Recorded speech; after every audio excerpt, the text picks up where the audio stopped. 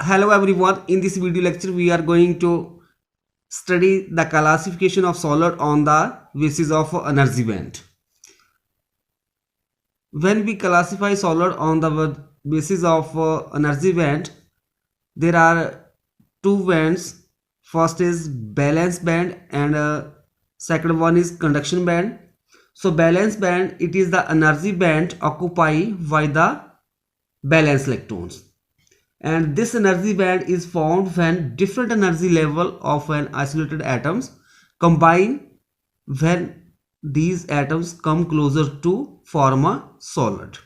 And conduction band, it is the energy band of higher energy level which is either empty or partially filled with electrons above the valence band.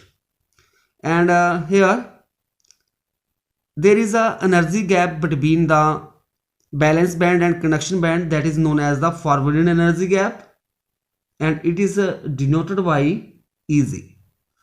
So first of all, let us take metal that are known as the conductors. A solid in which valence band and conduction band are partially filled or valence band conduction band overlap is known as the metal or a conductor. जब हम metal और conductor को classify करेंगे on the basis of energy band, तो in that case या तो जो conduction band है और बैलेंस बैंड है वो हमारे पास क्या होगा, in that case electrons present होंगे बैलेंस बैंड में, और जो कंडक्शन बैंड होगा वो पार्शली फील्ड होंगे या फिर बैलेंस बैंड और कंडक्शन बैंड जो वो ओवरलैप करेंगे इन केस ऑफ मेटल्स और कंडक्टर।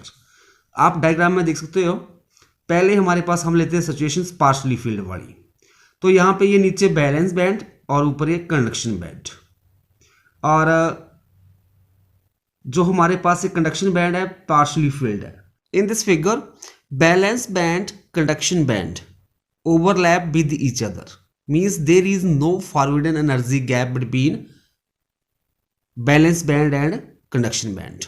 means जो forbidden energy gap होगा बैलेंस बैंड और कंडक्शन बैंड के बीच में वो जीरो होगा। Thus the large number of electrons are available for the conduction of electricity or electric charge. Thus metal or conductors are good conductor of electricity. Insulators. In insulator, the valence band is completely filled with electrons and the conduction band is empty. And both the bands are separated by a forbidden energy gap of a watt greater than 3 electron volt. Insulator के case में जो ये balance band है यहाँ पे electrons present होंगे, मतलब ये कंप्लीटली फील्ड होंगे, क्लियर। और जो कंडक्शन बैंड है वहाँ पे कोई इलेक्ट्रॉन नहीं होगा, और जो बैलेंस बैंड और कंडक्शन बैंड के बीच में जो फॉरवर्डेड एनर्जी गैप जो होगा that is Eg greater than 3 electron volt. Means अगर जो ये इलेक्ट्रॉन्स हैं बैलेंस बैंड में इनको इतनी एनर्जी नहीं मिल पाएगी कि जिसके कारण ये इस एनर्जी लेवल को क्रॉस करके कहाँ पे चले जाए, कंडक्शन बैंड में। अगर इलेक्ट्रॉन्स मूव भी नहीं करेगा तो हमारे पास क्या है, करंट नहीं बनेगा। मीन्स इलेक्ट्रॉन्स को क्या है, एनर्जी चाहिए जो कि सफिशिएंट हो इस एनर्जी गैप को ओवरकम करने के लिए। इन केस ऑफ इंसुलेटर जो इलेक्ट्रॉन्स जो है वो एनर्जी गेन नहीं कर पाते हैं इतनी कि जिससे कारण कि वो इस फॉरवर्ड एनर्जी गैप को क्रॉस करके कंडक्शन बैंड में चला जाए। तो इस कारण क्या होता है कि जो इंसुलेटर जो है वो कंडक्ट नहीं करते हैं इलेक्ट्रिसिटी को। Semiconductors. Semiconductor are the material in which the forwarded energy gap between the filled valence band and empty conduction band is very small, that is approximately equal to 1 electron volt. Semiconductor के case में balance band जो है completely field होगा, मतलब electrons balance band में होंगे, और conduction band जो होगा एम्प्टी होगा, बट इन दोनों के बीच में जो फॉरवर्ड एनर्जी गैप है वो अप्रॉक्सीमेटली 1 इलेक्ट्रॉन वोल्ट होगा, जिसके कारण क्या होगा कि जो इलेक्ट्रॉन जो है बैलेंस बैंड में वो सफिशिएंट एनर्जी गेन कर लेंगे, जिसके कारण ये यहाँ से जंप करके कहाँ पर चले जाएंगे, वो कंडक्शन बैंड में, मतलब जो एनर्जी गैप है उसको क्रॉस करके, जिसके कारण क्या होगा, करंट फ्लो करना शुरू कर देगा। सेमीकंडक्टर का एग्जांपल हो जाएगा जर्मेनियम एंड सिलिकॉन। और जो जर्मेनियम का सेमीकंडक्टर होगा, इन दैट केस जो ये फॉरवर्डेड एनर्जी गैप है वो होता है हमारे पास 1.2 इलेक्ट्रॉन वोल्ट, और सिलिकॉन के केस में जो फॉरवर्डेड एनर्जी गैप है वो होता है 0.72 इलेक्ट्रॉन वोल्ट।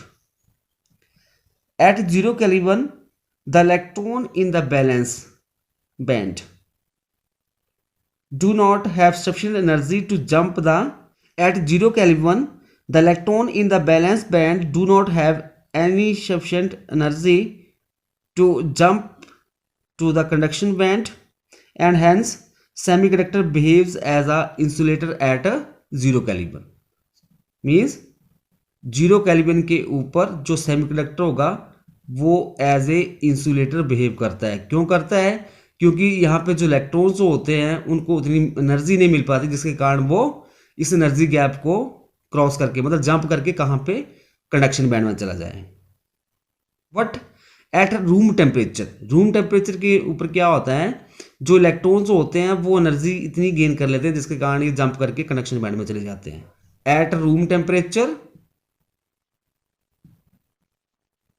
के ऊपर जो सेमीकंडक्टर है वो कंडक्टर की तरह बिहेव करता है।